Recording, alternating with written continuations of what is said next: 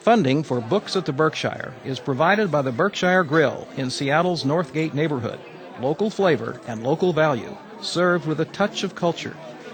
And by Puget Sound's premier garage door company, Precision Door, a name you can trust.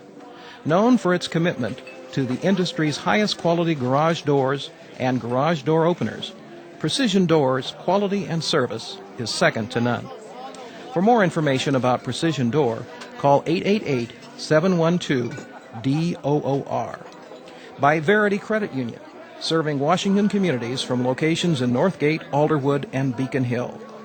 By Pavin and Riley and Avery Lane Wineries, when quality is your destination. And by Getz Meats, proud to support the Northwest community. By Tony's Coffee. And by the Delta Society. Additional funding for Books at the Berkshire is provided by these proud sponsors.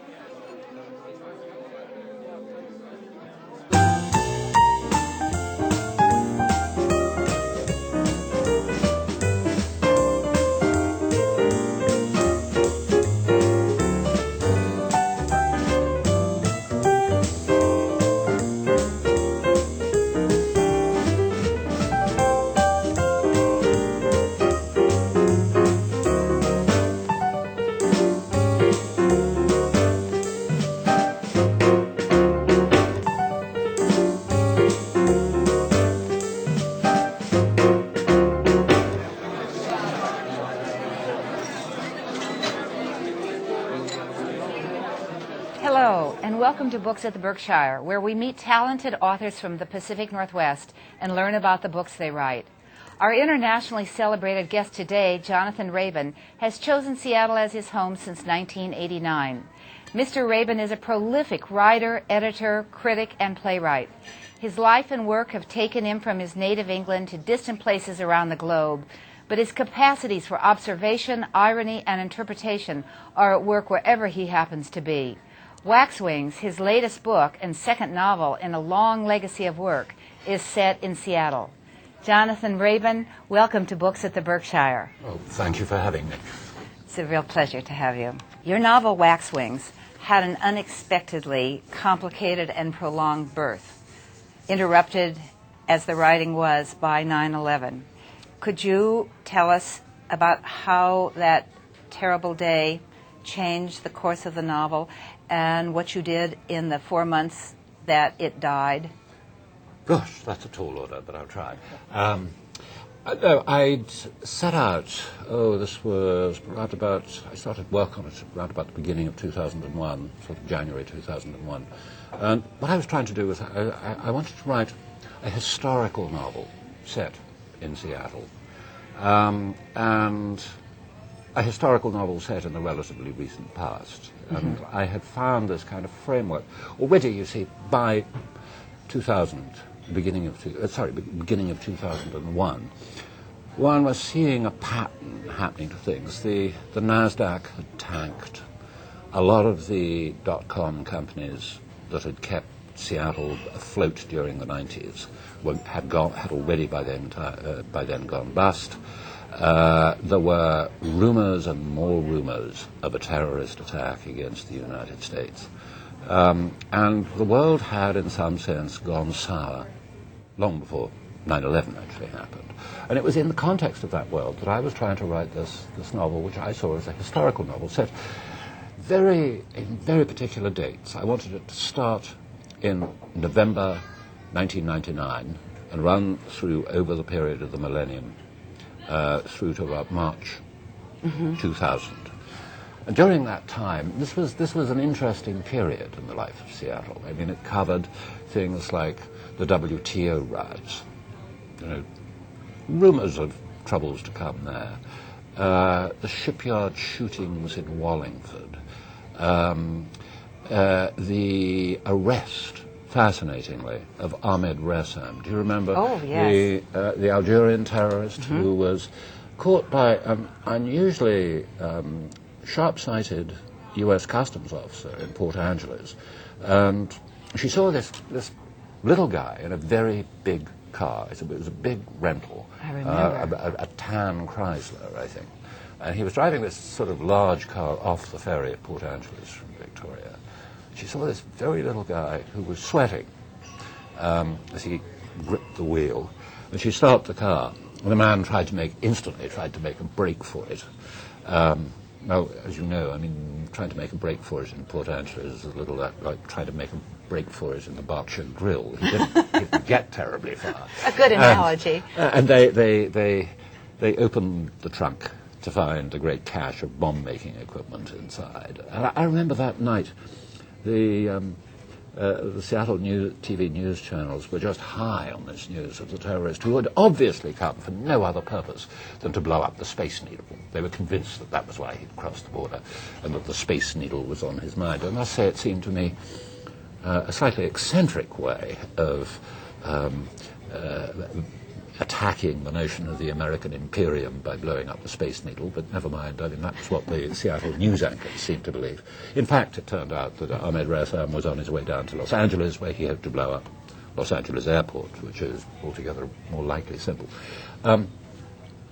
Then, as a result of that, as you may remember, Mayor Paul Schell, cancelled the millennium, yes, or at least cancelled the official millennium festivities at the Seattle Center, and thereby became, quite unreasonably, the laughingstock of every late-night talk show host on national television. I mean, jokes were made about the absurdity of this man who cancelled the millennium. Too silly for words. Doesn't look silly now, I have to say. No, it doesn't. And in some ways, what Mayor Schell did then was an intimation of what was going to happen to us in the future. And then there was the crash of Alaska Airlines Flight 261, which came down on the Pacific off Los Angeles, flying to Seattle. Mostly it was Seattle people on board. I knew several people aboard that plane. In fact, my now 11-year-old daughter was then at kindergarten with 3 of the child victims on that crash, and we spent a lot of that week going to memorial services. And then, just over a month later, the NASDAQ began to tank, and suddenly Amazon's stock dropped an enormous amount in a day, and suddenly the great dot-com boom looked as if it really might have been the bubble that everybody had talked about. Mm-hmm. And it was in this very kind of contained but rather eventful period that I wanted to set this novel of private life in Seattle. And I worked on it pretty happily, through the spring of 2001 and into the summer. You had waited, you said, 10 years to really know Seattle, to write about it. Oh, I kept on starting to write a novel about Seattle and then flinched because I felt I wasn't deep enough inside it. And it is quite difficult. I mean, I'm conscious of my foreignness here, and once you start writing novels set in foreign cities, you better try and get them right, and you better feel that you're able to report from inside the life that you're describing and not produce a sort of tourist's eye view. And I felt that 10 years was about right. If I didn't write a novel about Seattle, set in Seattle, after 10 years, then I was probably never going to write one at all. And it was time to, get the bone between my teeth and get on with it. And I wrote pretty happily. It was coming along, but quite slowly. I'd got about a third of it done, and then 9/11 happened. My telephone rang at my bedside on the 11th of September, and it was a friend with whom I had actually had dinner the night before, and I was just enraged to hear her voice. I thought she was trying to continue the conversation that we'd been having the previous evening, which I think was about sort of men. I really didn't want to deal with this at 10 to 6 in the morning. She just said, turn on the TV, turn on the TV. I turned on the TV in time to see the second plane slice through the second of the towers at the World Trade Center. And of course, life changed. I mean, America's life changed. Another era, I think, began at that moment. And my novel, like probably the novel of everybody in this country who was writing novels on September the 11th, I just left it in a box. I didn't even look at it. It seemed irrelevant. I mean, writing novels did not seem to be the thing to be doing then. I rather went back, because I'd once written a book about Arabia, called Arabia, in this country it was called Arabia, A Journey Through the Labyrinth. What was it called in England? It was called Arabia Through the Looking Glass, with a sort of salute to Lewis Carroll's Alice Through the Looking Glass, looking at the sort of looking glass world, the mirror world of Arabia. But here it was called Arabia, A Journey Through the Labyrinth. And because I knew something about that world, I'd spent many months wandering through it, and something about Islamism, as people were learning to call it, to distinguish it from Islam. I've never been entirely happy with this use of Islamism to describe the form of radical jihadist Islam. It seems to me that we need another term, and Islamism doesn't really cut the mustard. But have you come up with one? No, I think no, I haven't. Christopher Hitchens calls it Islamofascism, and I don't like that at all. I think something with revolutionary in it, or revolutionist, might work better. But anyway, that's a sideline. But anyway, after 9/11, I felt the one useful thing that I could do was to try and somewhat understand what were the motives of those hijackers on the plane, particularly Mohammed Atta and Siad Jarrah, one Egyptian, one Lebanese. And I sort of plunged myself into everything. I mean, I was reading the New York Times like crazy. I mean, they were they were publishing enormous whole sections every day as more material became available on the hijackers. Mostly these people were being just described as, religious fanatics. And it seemed to me that there was a lot more to it than mere religious fanaticism. I mean, these people were out of the privileged middle class, in the upper middle class in their own countries. These were people who had money to study abroad, who went to European universities and American ones too, and who left a most extraordinary kind of commercial trail through the United States. I mean, a trail of topless go-go bars and goodness knows what. And we knew the brands of cigarettes they smoked. We knew the bars they'd stopped at. We knew the restaurants, and they were interested in restaurants. They used to, for people who were about to suicide bomb themselves out of the world in just a few weeks' time, they were extraordinarily interested in good food. I mean, in Florida, they consult somebody on the outskirts of Miami as to which was the absolute best restaurant to eat at. I mean, I'm sure they would have been recommended to come and eat at the Berkshire Grill. Most definitely. But they had these very worldly interests. They liked cars, they liked planes, they loved consumer goods.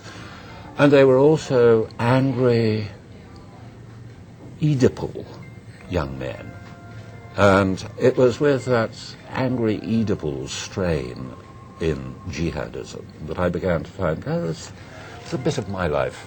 Now, tell us what you mean by Oedipal in the context of those young men. Well, how you saw one them. of the things I particularly remember about Mohammed Atta was that there was a photograph of him. And this was something which his father referred to in an interview with, I think, a New York Times reporter, who said that Mohammed Atta used to sit on his mother's knee until the age of about 18. Now, that's old. That's Oedipus. Yes, okay, thank you. we know what Oedipus did. Yes. We don't need on this sophisticated cable channel No, to explain. I just if we were on a example. network, we'd probably need a lecture on Oedipus and subtitles to explain who Oedipus was. But we know that the people who are listening in don't need that. No. We all know who Oedipus was, and there was a great streak of Oedipus, I think, in Atta and in the others. They were angry young men whose great notion was to strike the father dead in that classic adolescent way. And for them, the father figure, the most powerful force in their lives, was this notion that they kind of created for themselves, called the West, the terrible West, the West that, in Muhammad Atta's particular case, and he was an architecture student, rather a good one, and he did a master's thesis at his university just out in a suburb of Hamburg. It was not Hamburg University, it was Hamburg Technical University, a rather lesser institution than the University of Hamburg. But he did well there. And his master's thesis was most interesting. It was about how the Arab life of the souk in Aleppo, which is the most wonderful place. I mean, I once spent 17 days in Aleppo with no other commission except to wander around the souk and ultimately write about it. Aleppo is in Syria? Is in Syria, yeah. And, of course, everybody knows Aleppo is in Syria, too. We don't have to explain Aleppo anymore than we have to explain Oedipus. But, sorry.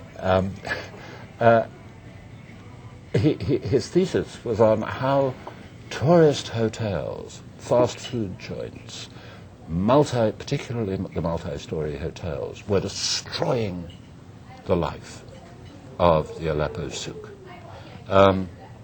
The influence of the West, the evil West, how there was this tender, fragile, purely Arabic life loomed over by the great forces of Western tourism, and particularly American tourism. And I could see how that exactly fitted in to his beginning biography as a terrorist. And I became fascinated by all that, and I wrote a longish piece for the New Yorker, which was published at the beginning of 2002, called My Holy War, which was trying to identify a little with the hijackers and to understand from their point of view what they thought they were doing.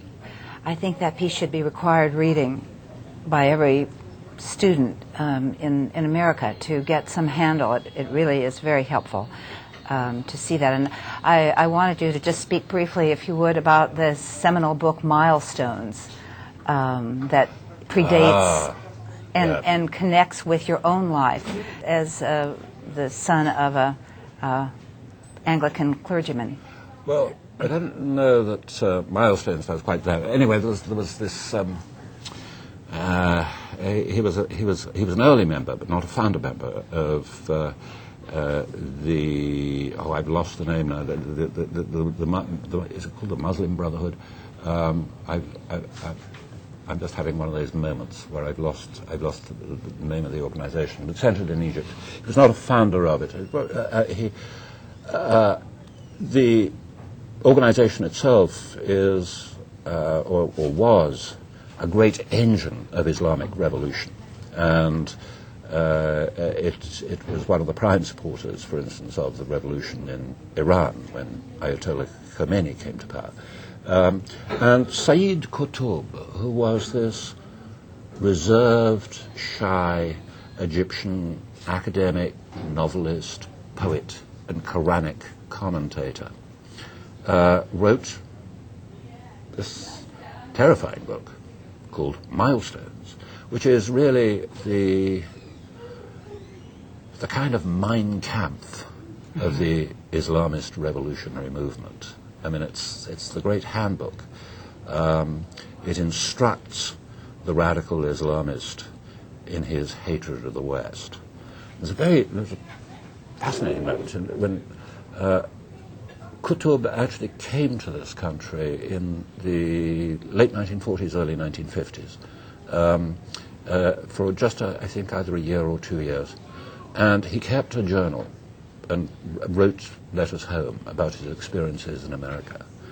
And it is fascinating to read the diary of this prudish, sensitive, self-concerned, incredibly juvenile man, because he was in his 40s when he came, and yet the writing is the writing of an adolescent, drawing himself up in shocked horror at the ghastly temptations offered lawn by mowing. America.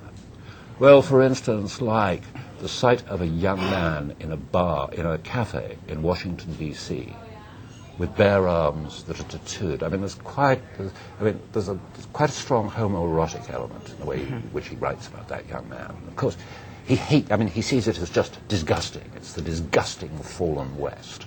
And then there was the case of, on the boat over, he claimed that a half-naked young woman had been sent specially by the CIA to seduce him in his cabin. Now, anybody whom a half-naked young woman would want to seduce less than this terrible, brutish Saeed Qutb, it's hard to imagine. But anyway, this was his fantasy, that America was out to corrupt his soul, and he was being offered all these kind of worldly, bodily temptations on all sides. And he was disgusted by the fact that, as you say, he looked out of his room in, I've forgotten the name of the place where he's staying now. Really? He saw, what? Greeley, Colorado? Greeley, Colorado, exactly. He was there at the college for a while, and his neighbours engaged in lawn mowing on Sundays, and he stared at all the lawn mowers. And the lawn mowers became tremendous symbols of kind of Western corruption and horribleness. And he returned from the United States to write Milestones, which was a fundamentalist attack on the evils of the West, these very evils by which he felt personally tempted. And you can connect the feelings in that book, sort of really post-adolescent feelings of revulsion and temptation and danger and hatred, with the kinds of sentiments you can see in what we can trace of the hijackers. Would you comment on your own connection with your father's work and the way in which religion settled in your life to help you to understand these young men? Oh boy, that's a long story. But I mean, I had my own Oedipal struggles too. Yes, I was in a wild rage with my father from the age of about 12 on, because my father was a priest, and I became fairly determined atheist at age 12. And we had our Oedipal wars. I thought I'd say there were elements in my own story that could usefully connect. Anyway, it's all in this New York You piece. do a wonderful job with that. Thank you. So after you wrote My Holy War, you went back to writing Waxwings. Had the shape of the novel changed greatly from what you had originally intended to do, or were you just able to return? I thought it probably wouldn't be worth going on with. I picked up the pages and just sort of leafed through them, thinking there's probably nothing in this. And then I was surprised to discover that in the first third of that book, actually, all the things I really wanted to signal, like the threat of terrorism, the sense of social upheaval, the sense of impending, economic collapse, were all there. And in fact, I had been writing all the way through. Since January 2001, I discovered I'd been writing a post 9/11 novel all along without knowing it, so that I was able to pick it up around about February of 2002 and just write it through to the end with no difficulty. I was surprised. But I didn't change anything in the first third at all. I mean, it's all as it stands. Very interesting that it was far more relevant than you had known as you were writing it. Well, of course, I think that's because we were blind on September 10th. I mean, all the signs were in the air. We should have known. We should have seen it coming. And actually, by focusing on the events of the end of the year 1999, as I was doing, there they all were. I mean, we should have paid more attention. And the book ends with that boat sitting in that ship in the harbor. Yeah, well, the book begins with a container ship coming into Seattle, and with inside one of the containers on board is a load of illegal immigrants, one of whom gets to become a major character in the story. And the book ends with the arrival of another container ship. We don't know what's inside it, but whatever is inside it probably isn't good news for the United States. Did you know that Chick would emerge from that container when you started the novel?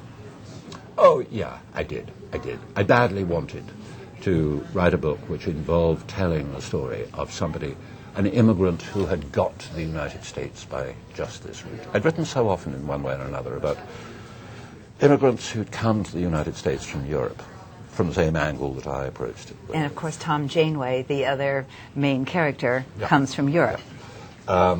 He does. And I really wanted to try and convey, or try to look at the world through the eyes of somebody approaching America from completely the opposite direction, from mainland China. Mm-hmm.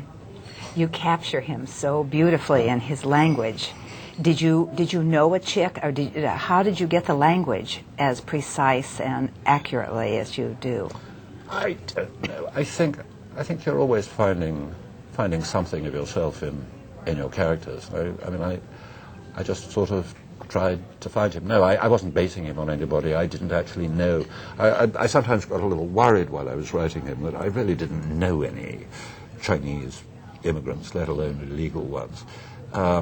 I had, and maybe this did help, for a book called Hunting Mr. Heartbreak, which was the book that brought me to Seattle in the first place. I had spent a lot of time talking to Korean immigrants to Seattle, and I did have a very strong sense of the Korean experience in the culture shock of coming from a city like Seoul to Seattle, and therefore the first impact of the West Coast on them.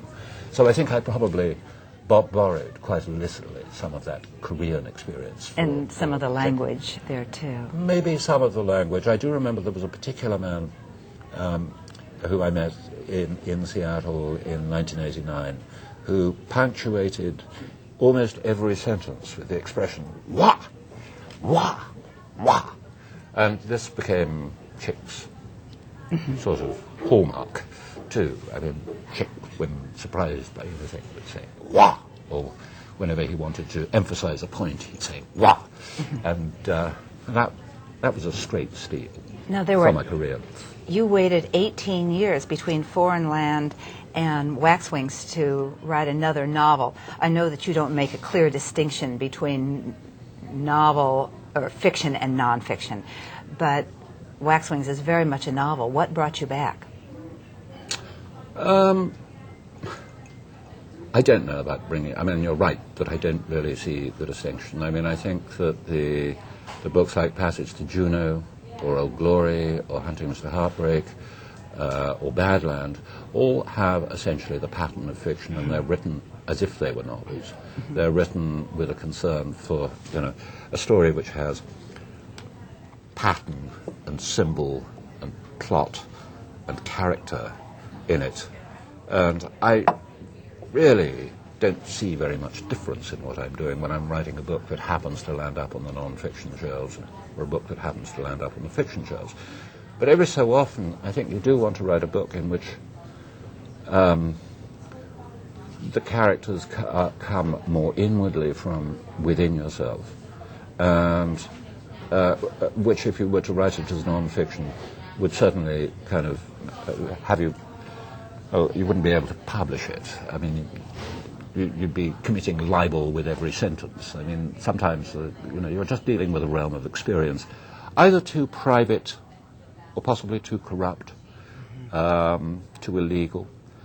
And certainly there's a good deal of illegality in Waxwings that you couldn't possibly deal with it in non-fiction except in the most distant kind of repertorial way. And I guess there are slight differences between books like Waxwings and books like, A Passage to Juneau actually is a terribly fictional book. I mean, in some ways almost more fictional than Waxwings. Yes. The distinction is very hard to draw. I wanted to have you talk about that moment when Tom Janeway has been abandoned by Beth, his wife, who works for GetAShack.com, and he's devastated and totally alone, and he goes out north on the other side of the lake and finally has a creative moment where he sees what he can do and where he can go with what he needs to do in his work. And the next thing we know, he's a suspect for having abducted a missing girl.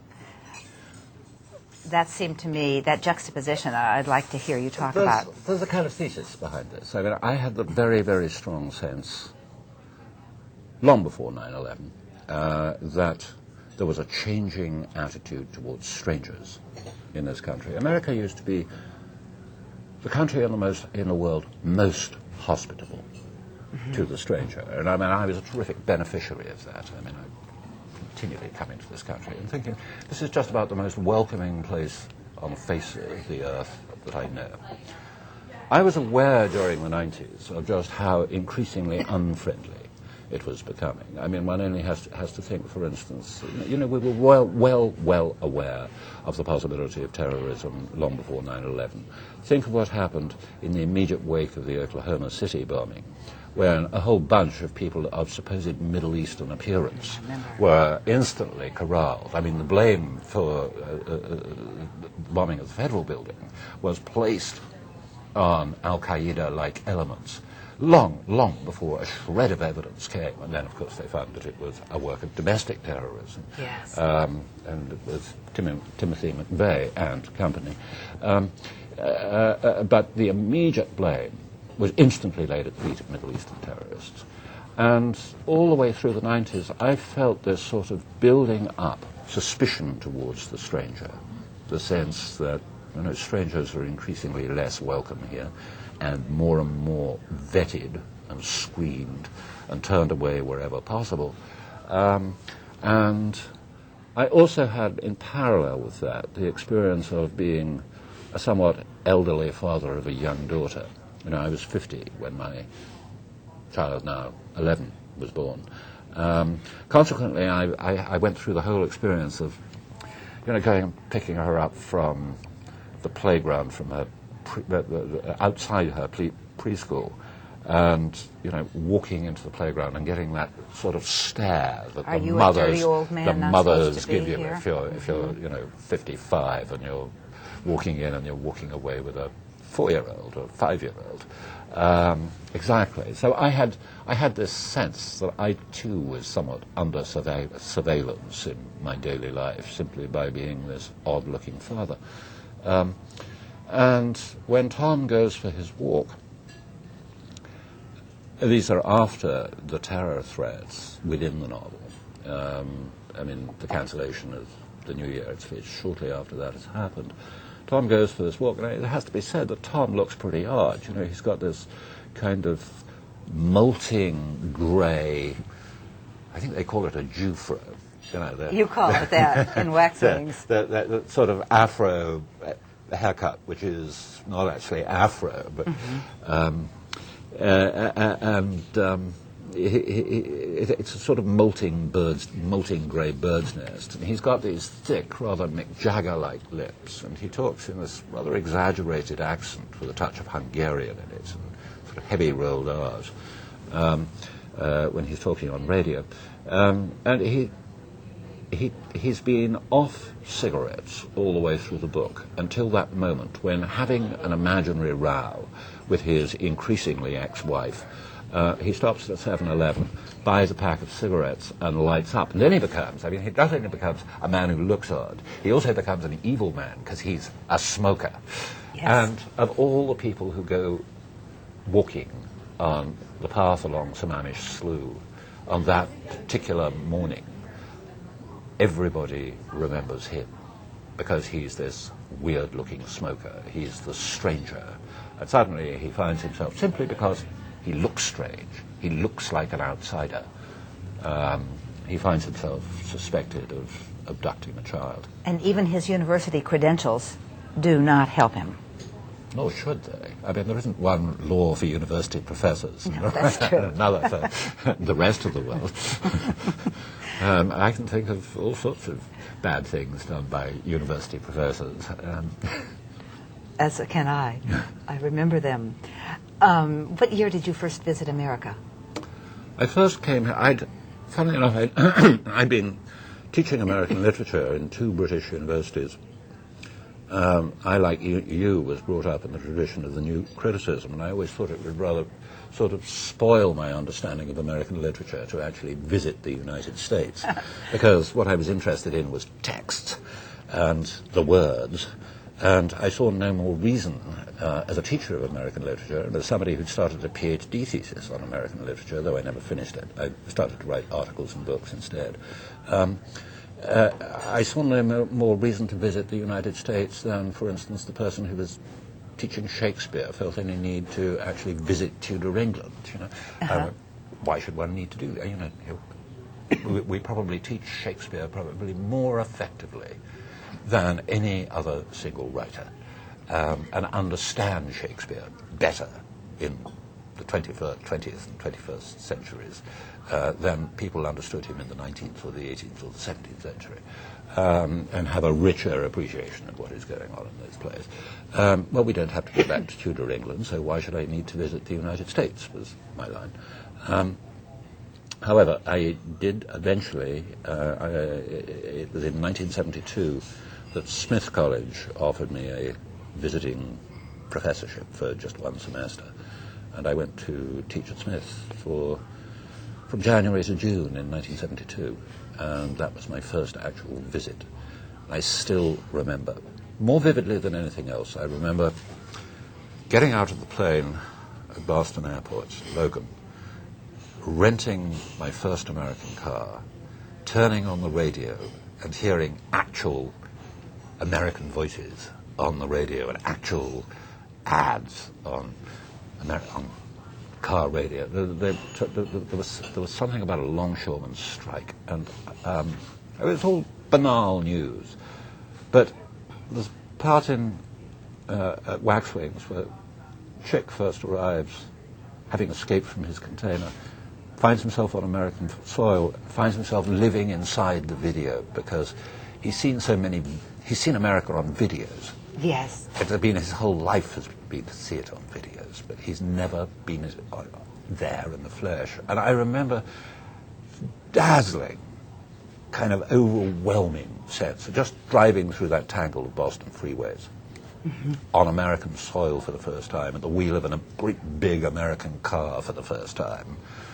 I confess having probably had rather more to drink on the plane than I should have done. So I was sitting at the wheel of this car, kind of driving pie-eyed through Boston, in a complete... Even on the wrong side of the road. Oh, well, Englishmen get used to that. I mean, I'd driven all over Europe. Yes, and I'd driven on the right-hand side of the road plenty. That was not the problem. It was not that this was the problem, it was this sense of extraordinary kind of vitality, of being there in real life, in 3D, sounds coming out of the radio, the traffic on the road, the buildings, the look of the buildings, and that drive from Boston to Northampton was, for me, just magical. And much of Chick's journey on his first day in the United States was really secretly me in my rental car, got at Logan Airport, driving to Smith in 1972. It's wonderful. And tell us how you came to choose Seattle as your home. That was another unexpected choice.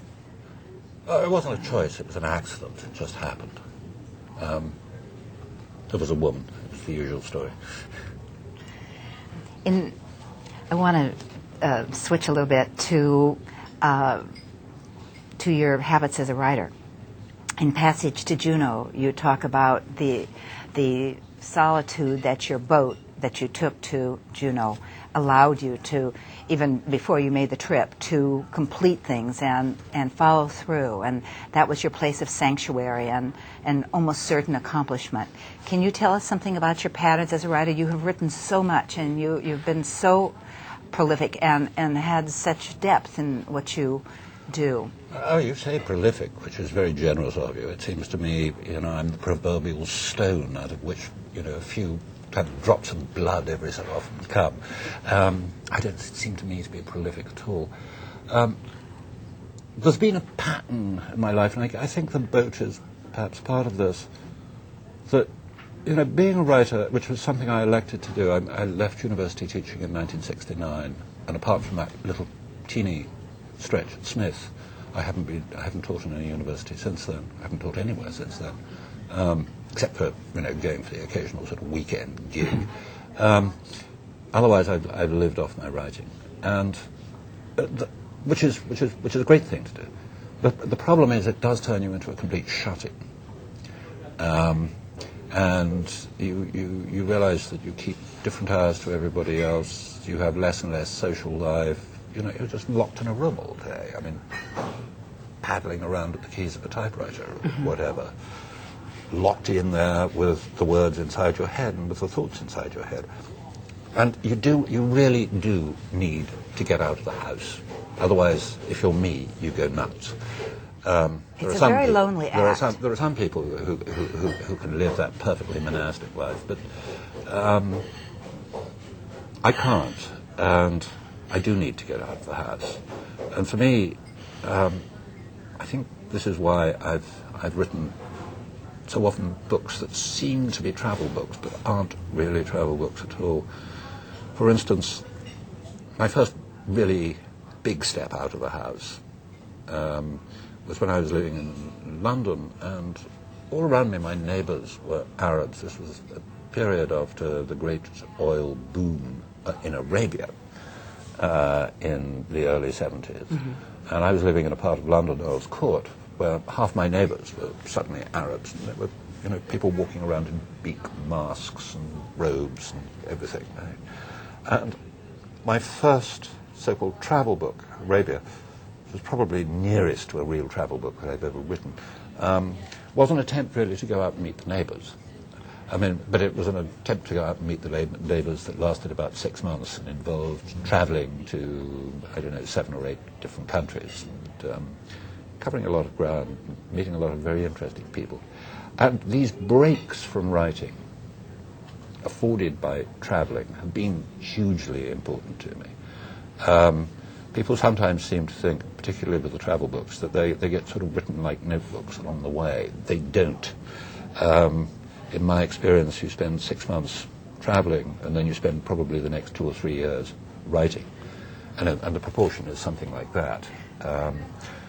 But I long, every so often, to get out of the house, and getting out of the house is hugely important. And I do have a boat, and that gets me out of the house, and I'm profoundly grateful to it for doing so. Where are you going next? Well, right now I'm rather dangerously committed to writing 2 further novels. And one of the problems with novels, actually, talking through my hat, I should have arranged to have written these novels about somewhere else, shouldn't I? Because actually I've arranged to set them, and this is what I want to do, both like Waxwings in the Pacific Northwest, though each has a different terrain. The one I'm working on at present is the action is strung between Seattle and Whidbey Island, but which doesn't really allow one great leeway for world travel. But every so often, I still get out of the house. Earlier on this year, I took my daughter Julia down on a breathtakingly interesting and beautiful drive from Seattle along the coast road down to Baja, California, which the whole coast. The entire wonderful. coast. She said she wanted to. She's learning Spanish at school, and she wanted to go and speak some Spanish in a Spanish-speaking place, and she thought that we could just sort of get in a plane and fly there. And my condition was, oh no, we don't. We go down by car. Can you drive to Mexico? Oh, well, of course you can, and it's a wonderful way of getting there. How long did you take doing that? Well, there and back inside 11 days. Will that become 3,500 miles. Oh, no. It's an article, and that by the time this conversation is broadcast, it's already been published in England, but the Seattle Times magazine is publishing it sometime in September, so Great. It'll be around.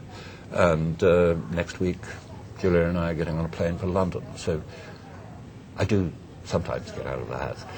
Great. Do you take notes while you're away, or just shelve it in your head? Sometimes not. I think a notebook's a very good thing because conveys to one the illusion that one's working. And it's, if you've been spending your entire day swanning around, enjoying yourself, it's a terrific reassurance to be able to sit down over an evening meal with a notebook and write maybe 6 or 7 pages in that notebook. And it makes you feel virtuous. And that's always, it seems to me, its chief advantage, because in my experience, when you actually get back home and start writing about the journey, you realize that the person who was keeping the notebook was a complete and utter fool, that all the things that were important he never put down in the notebook, and all the things that were completely trivial and not worth having he wrote about at ridiculous length in the notebook. That's the wonderful incubation And process. on the whole, I think that memory is a much, much better reservoir of experience than a notebook is.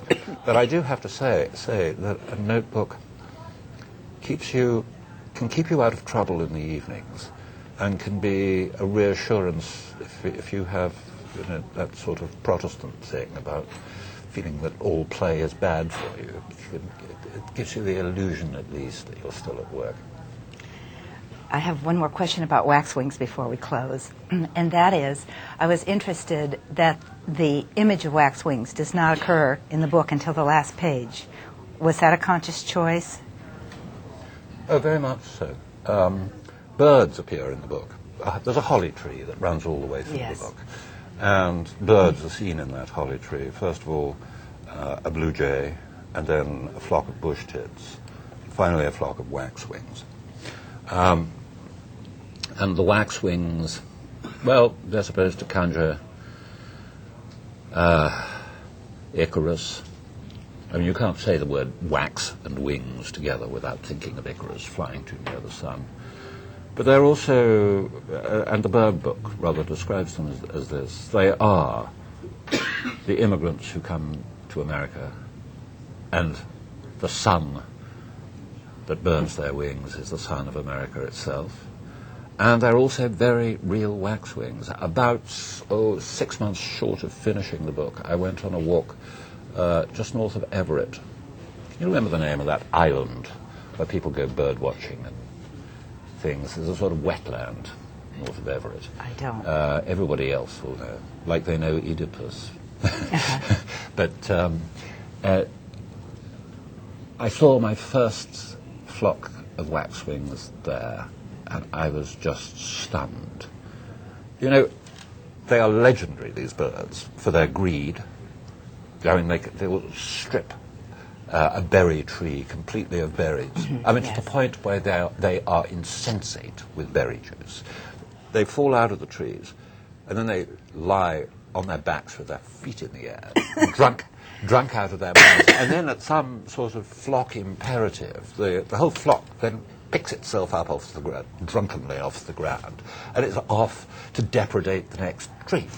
And watching these birds in action, now I have to confess that the ones I saw weren't quite living up to their bird book reputation as super drunks. I just saw them and I thought, this is the theme that's been playing in my head all the time I've been writing the book. It's immigrants, these people, and just the name of wax and wings, and of flying too near and getting burnt. Just right. Thank you. Before we close, I want to mention that the Book-It Theatre, the Book-It Theatre is putting on Waxwings beginning October 8th at the Seattle Repertory Theatre, and wanted you to comment on that. Can't really comment yet because they don't go into full. You see, we're talking in a kind of time capsule here. You know, we're actually talking in early August, and this doesn't actually get shown on the screen till early October. And so far, I've seen 2 read-throughs. They go into full rehearsal in a couple of weeks. But one of the regular adapters and sometimes directors at the Book-It Repertory Company, Julie Beckman, has adapted Waxwings for the stage. And Book-It specializes in these sort of transfers from the page to the stage. They're not quite plays, but they're almost plays. Yes.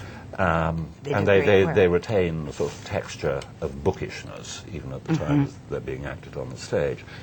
And how this is going to play out, I have absolutely no idea. But I would point out to anybody who is thinking of seeing it, that if I were to read aloud Waxwings from the first page to the last, it would take, I calculate, about 15 hours.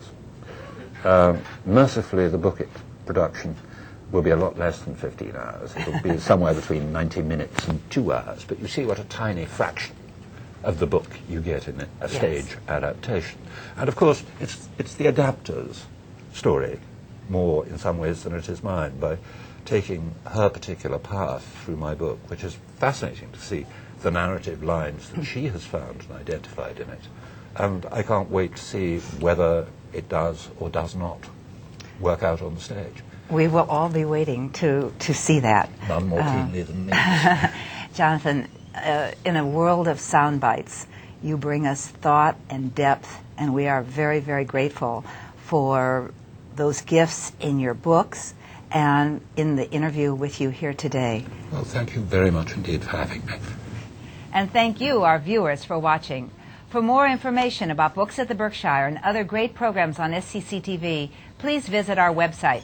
Use the email link there to send us comments or questions.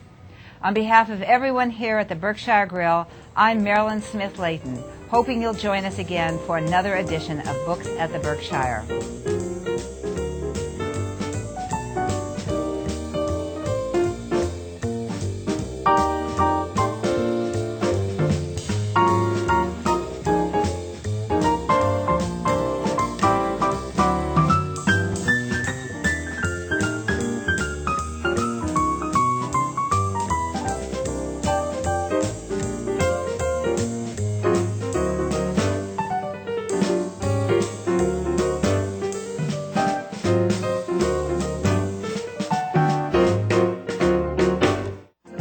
This program was produced by SCCtv, Seattle Community Colleges Television, the face and voice of the Seattle Community Colleges, serving 55,000 students at 4 campuses and 5 learning centers. The affordable gateway to higher education.